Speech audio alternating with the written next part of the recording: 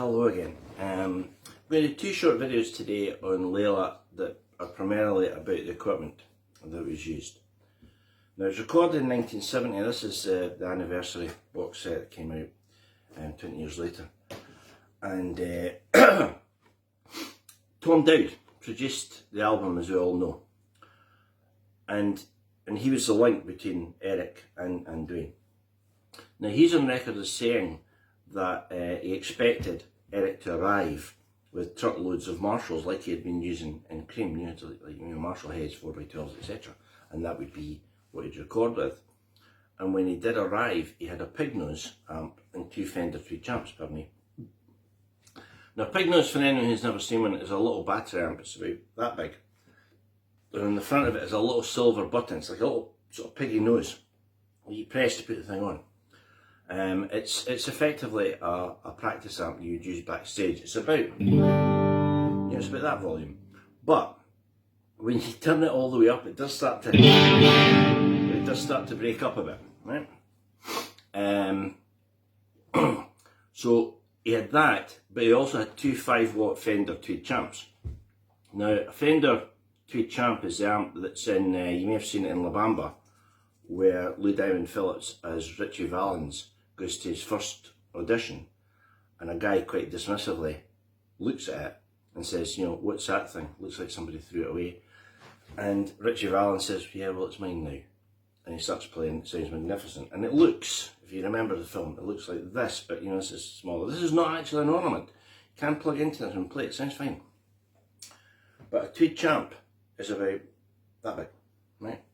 So it's a pretty small amp, generally speaking, to record a classic rock album in the days when people were still using 4x12s and Marshall heads. And Tom Dowd's also on record as saying that you could talk louder than the guitars, which is incredible. You hear this huge, explosion of sounds, and he says you could actually talk louder than they were playing it. So it was recorded relatively quiet, although I would say 5-watt Fender tweed amp, if you turn it all the way up, it's pretty loud, but comparatively less so. Now, when you see a piano, and it's got that bit there, so you've got the guy doing all this, and you've got this sort of flap.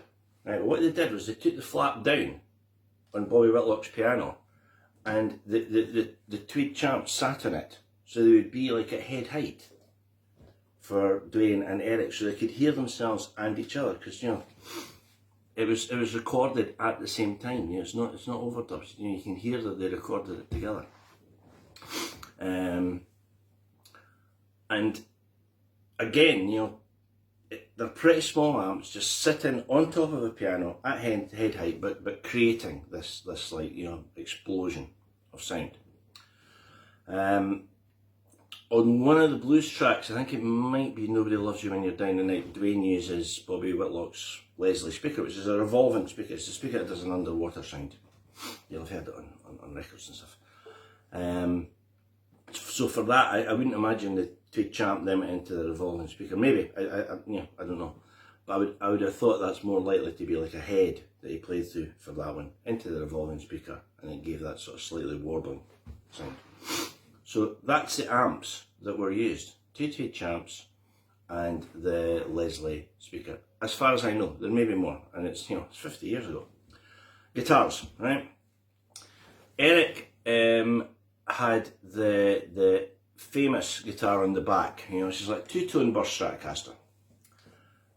People of my vintage all call this the Layla Strat. That's what we all refer to it as. When you say, did you see that band last night? What guitar was the guy playing? And someone say, well, it was a Sunburst with a maple neck. And you go, oh yeah, the Layla Strat. People even older than us would call that, oh yeah, the Buddy Holly Strat. But it's two-tone. It's not three colours. Two-tone burst maple neck, right?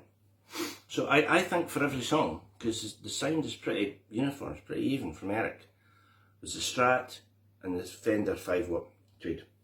Duane, on the other hand, played something like this, which is a Les Paul. Now, this is quite interesting because recently I've read that I think coming up for auction, and I hate these auctions, where you get a guitar that's bound for a bank vault or an investment banker. I mean, these guys should be kept away from instruments at all costs.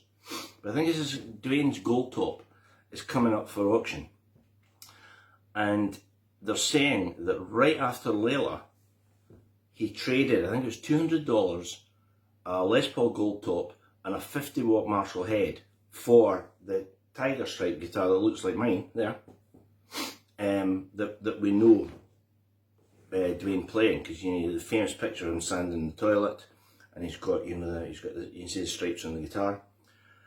I love the pictures of Duane with the SG, like on the first Allman Brothers album. You see him playing slide, and he's got, you know, the SG. But he must have had. I've never seen a picture of him playing the Gold Top. I've seen plenty of pictures of him playing like that. As I say, he's standing in the bathroom, just leaning against the wall, and he's playing away.